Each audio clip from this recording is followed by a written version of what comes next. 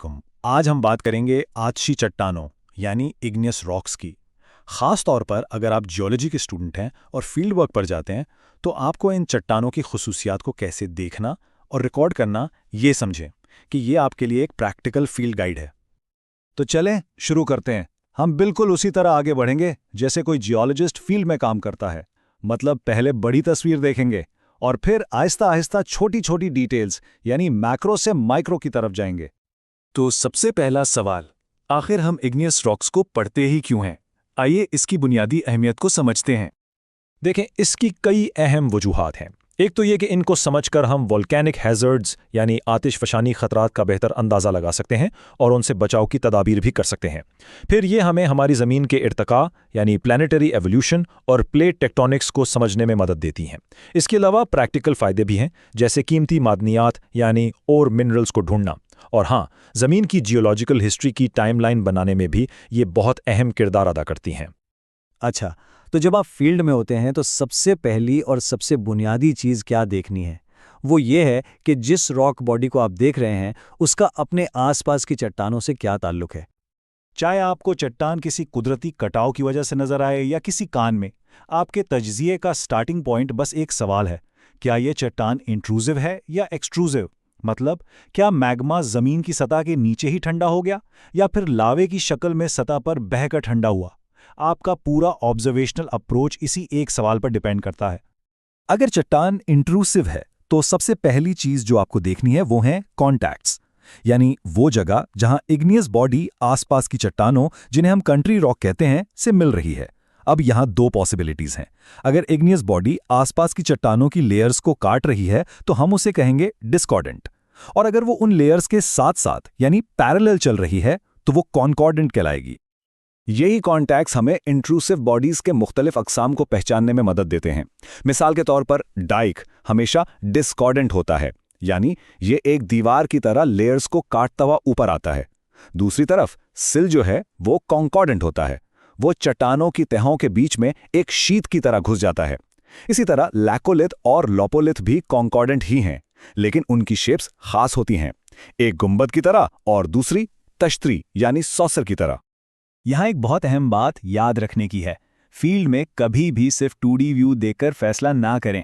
हो सकता है एक आउटक्रॉप पर आपको कोई कॉन्टैक्ट बिल्कुल कॉन्कॉर्डेंट यानी पैरेलल लग रहा हो, लेकिन असल में 3D में वो लेयर्स को काट रहा हो।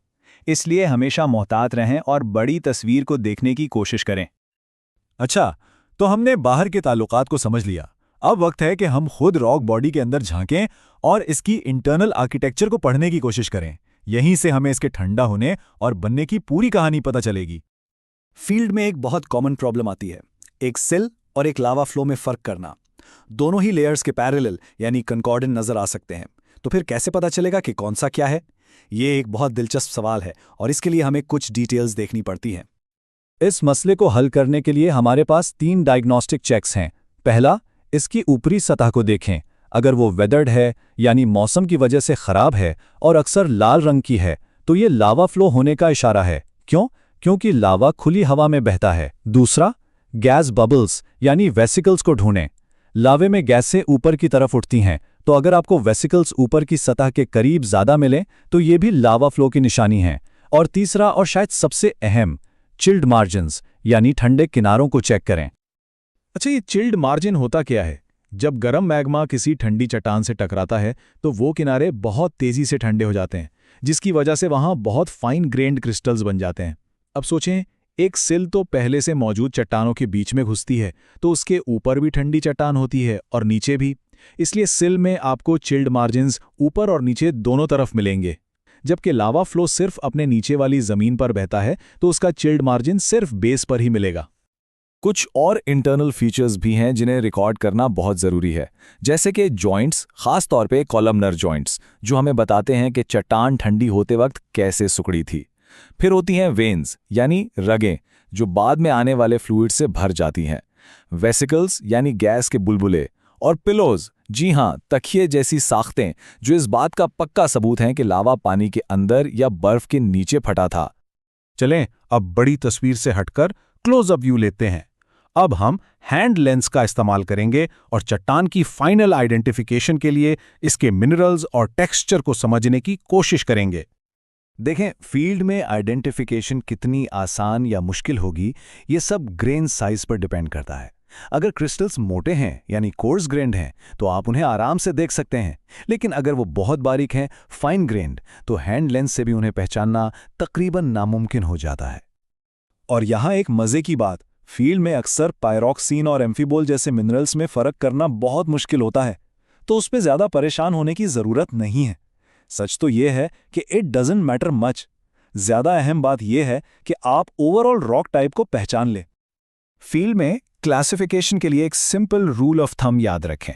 बस ये देखें कि चट्टान में डार्क कलर्ड मिनरल्स, जिन्हें हम मेफिक मिनरल्स कहते हैं, कितने फीसद हैं। अगर आपको लगे कि 40% से ज्यादा हिस्सा उन्हीं का है, तो आप इसे आसानी से मेफिक रॉक कह सकते हैं। आखिर में कुछ खास टेक्सचर्स और फैब्रिक्स पर भी नजर डालते हैं, जैसे फ्लो बैंडिंग, जो बताती है कि गाढ़ा लावा किस सिमत बह रहा था।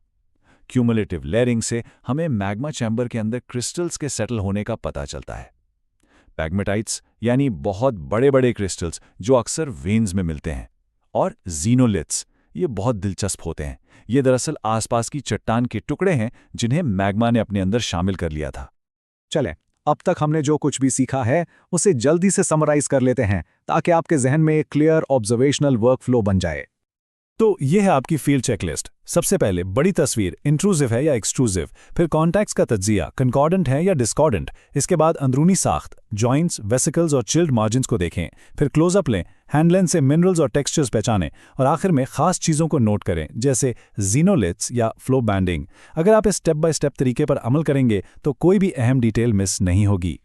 याद रखें, हर चट्टान एक पूरी कहानी है जो पत्थर में लिखी हुई है, और इस गाइड के बाद अब आप इस कहानी को पढ़ सकते हैं।